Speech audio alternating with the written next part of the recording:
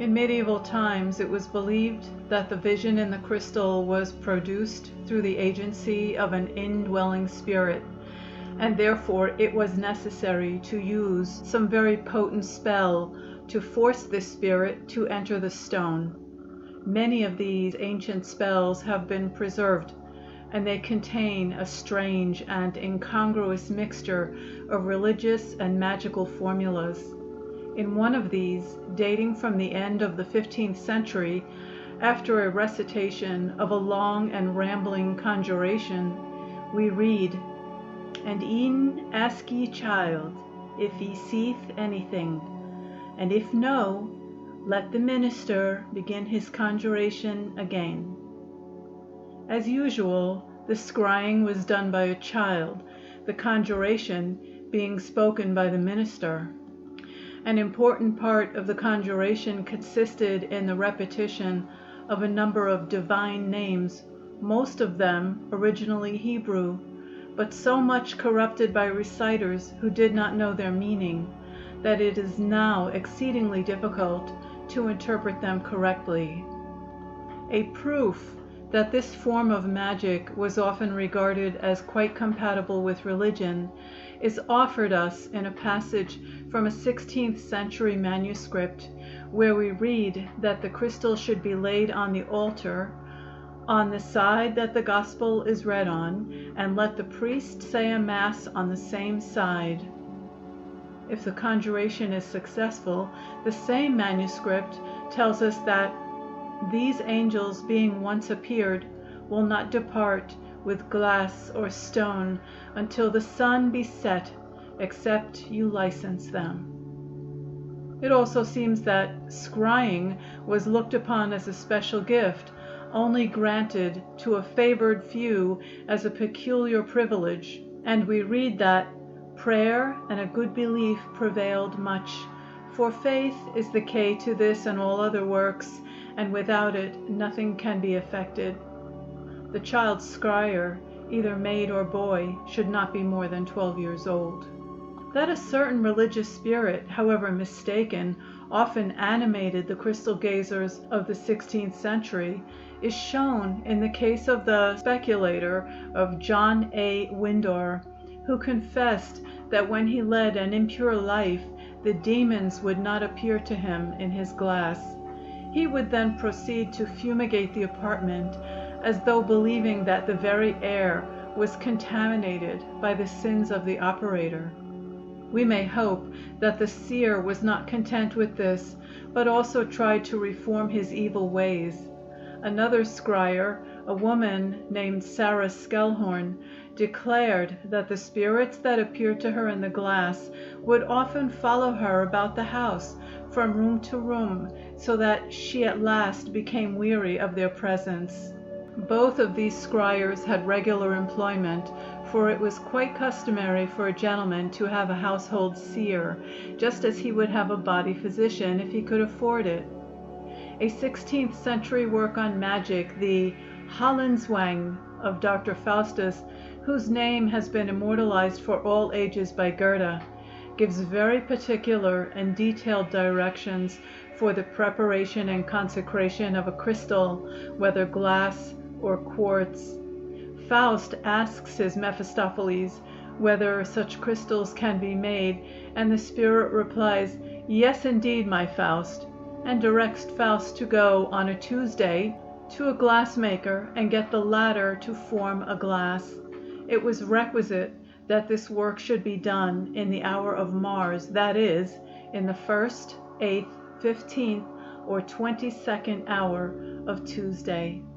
The crystal, when completed, must not be accepted as a gift, but a price must be paid for it. When the object had been secured, Mephistopheles directs that it be buried in a grave, where it must be left for the space of 3 weeks. It was then to be unearthed.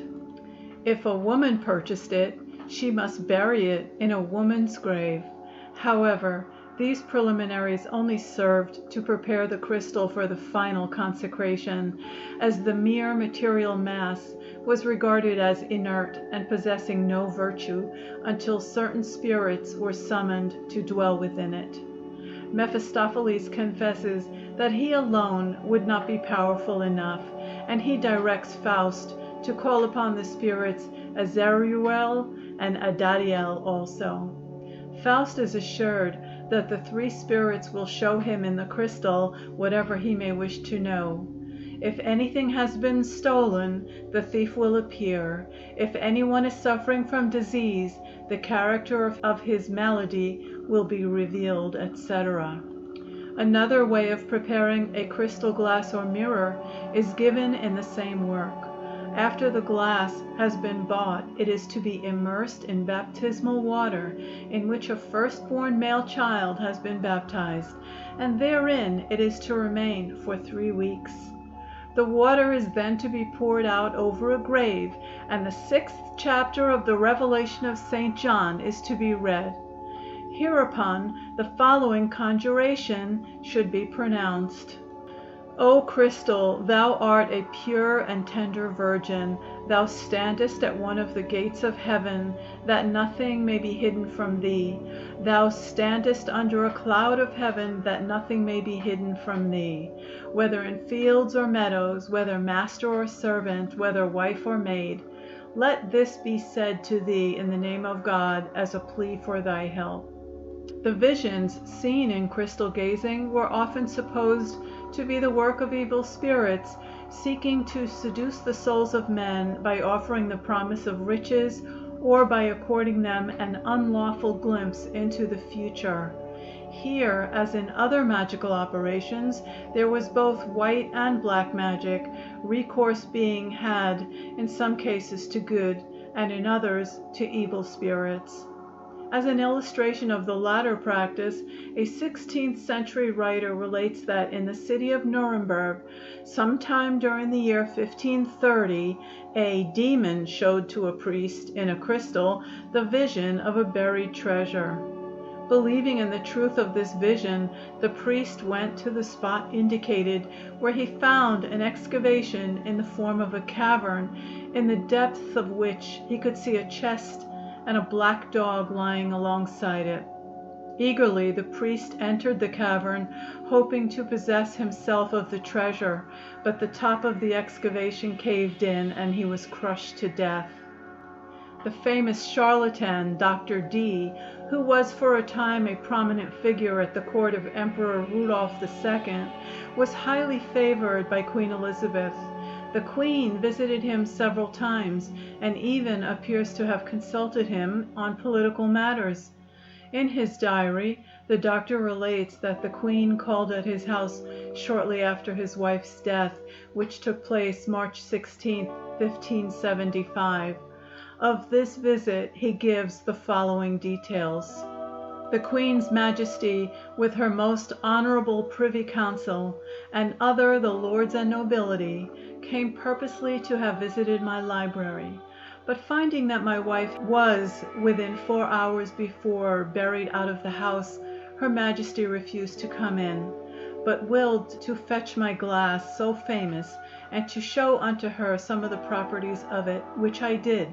Her Majesty, being taken down from her horse by the Earl of Leicester, master of the horse, at the church wall of Mortlake, did see some of the properties of that glass, to her Majesty's great contentment and delight. It was at Mortlake on December 22, 1581, that Dr. D made his first essay with his crystal ball. The proceedings were conducted with a certain religious ceremonial, and began with a pious invocation to the Angel of the Stone.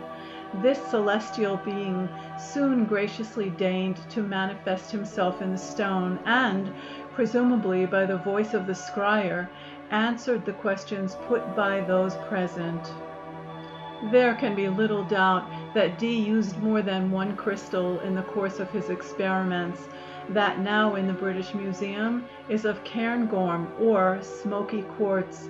This variety of quartz may have been chosen because of the Scotch superstitions regarding its virtues, for, as a rule, charlatans seek to avail themselves of already existing superstitions in order to make their innovations more acceptable. To give assurance to those who consulted such crystals that no diabolical agency was involved in the production of the phenomena, it was customary that a child should be the crystal gazer. In Dr. D's experiments, however, it was usually the notorious Kelly, his âme damnée, who undertook this task of interpreting the crystal visions.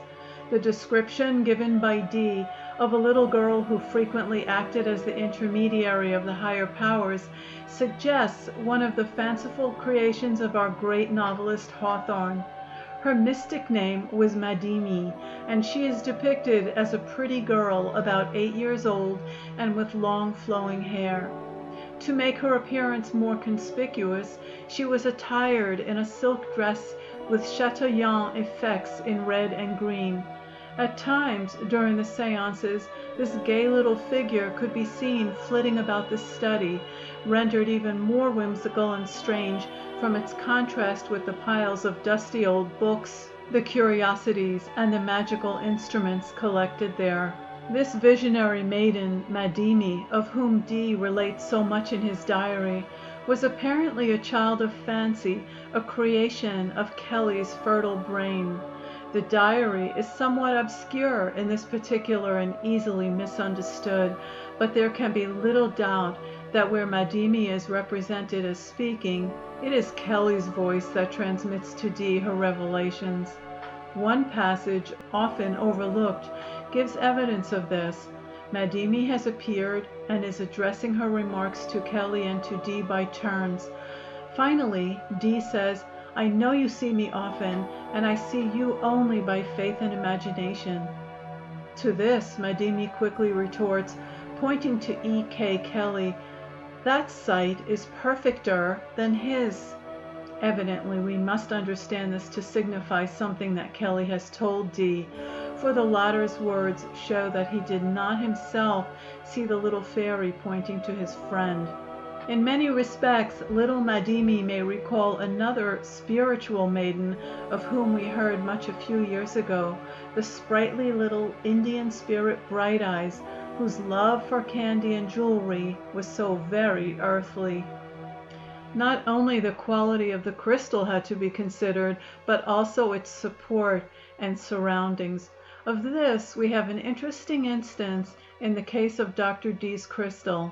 In one of his manuscripts is recorded the fact that on the 10th of March, 1582, Kelly saw in the crystal a representation of the form and arrangement of the table on which it should be set. Particular instructions on the matter were also directly imparted to the scryer by the angel Uriel. The table was to be square, measuring 2 cubits each way and 2 cubits in height, and it was to have 4 feet. The material was to be sweet wood, and upon it was to be placed the sigillum Dei, seal of God, impressed upon the purest, colorless wax, the disc being 1 1/8 inches thick and 9 inches in diameter. It bore a cross and the magic letters AGLA, a transliteration into Roman characters of the initials of the Hebrew words signifying, "Thou art great forever, O Lord."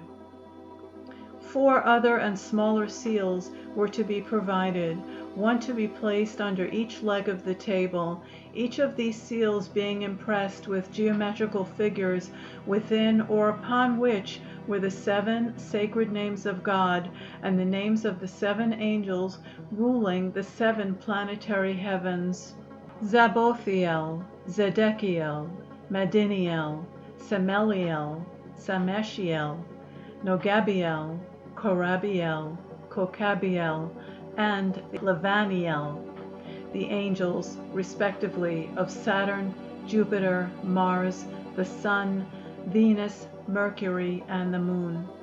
Then there appeared to the scryer the figure of the table with the crystal resting upon it.